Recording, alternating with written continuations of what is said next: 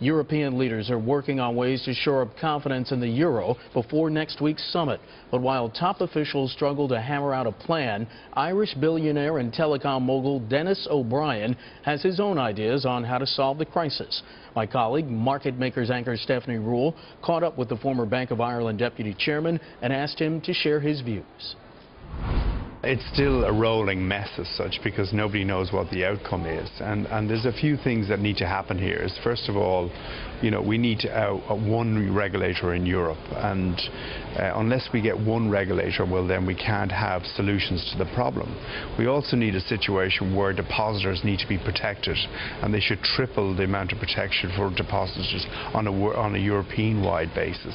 And then we need a TARP because, I've said this, and a lot of people have said it, that really we need to take the US model of TARP, maybe shape it up from a European context and give the banks and stuff them with TARP money and take the top 200 banks and TARPize them, basically. Now, over the weekend, everything was about the Greek election, and the market sort of got the outcome that they wanted.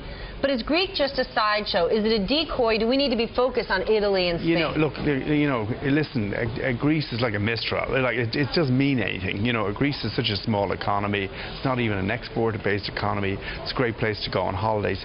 Who cares if Greece goes out of the Eurozone?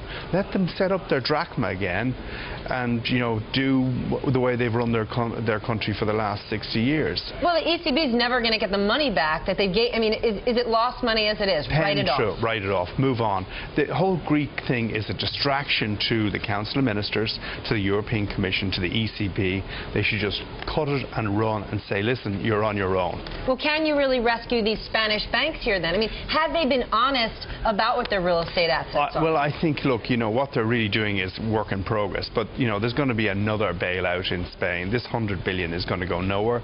It's the equivalent of feeding a banana to an elephant. Now, you have a very big business in Haiti, of all places. Is that a business decision or philanthropic?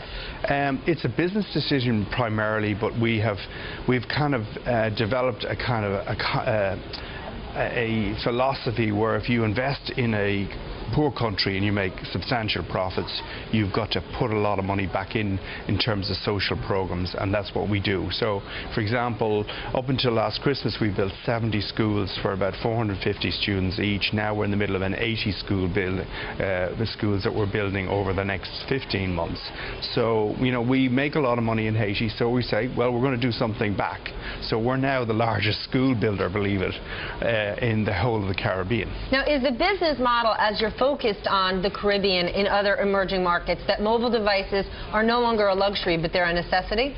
They're an absolute necessity. I mean, if the prevalence of mobile devices now is greater than television sets.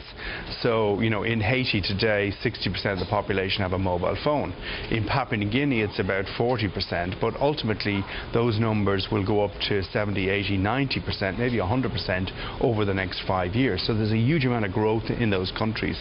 But the most important thing is that people are moving to smartphones because we have built 4G networks in these countries that really do work. Now, how about Aer Lingus? In 2007, you took a stake when Ryanair was possibly coming in to take over. Now it sounds like they're back. What's your stake now? I've been adding to my stake. I'm now, I think, around 3.6 or 3.8%. I bought shares of the company because I didn't think it was a great idea for Ryanair to be flying foreign direct investors into Ireland, because most people, when they come to invest in Ireland, have a strong impression when they fly on Aer Lingus that this is a good country to invest. Now, that sounds very simplistic, but in reality, there are regulatory hurdles in Ryanair buying, and severe ones, Aer Lingus. And half of me says, hey, is this a ploy for Ryanair to actually get Etihad to the table, who own 3 or 4 points, to get them to put a decent offer on the table? But certainly at 130, it's undervalued, because if you just take the Heathrow slots, that's nearly what the 130 is worth on its own. Well, without aircraft, or Aer Lingus own a lot of their own aircraft. They've very good labour agreements. They've done a terrific job in restructuring the business in this recession. So it's all undervalued, and it's all a game. And besides his business and philanthropic endeavors, Dennis O'Brien also pays a significant chunk of Irish soccer manager Giovanni Trapattoni's salary. The team may have lost all 3 championship games this month, but O'Brien told us Trapattoni is still one of his, quote, better investments.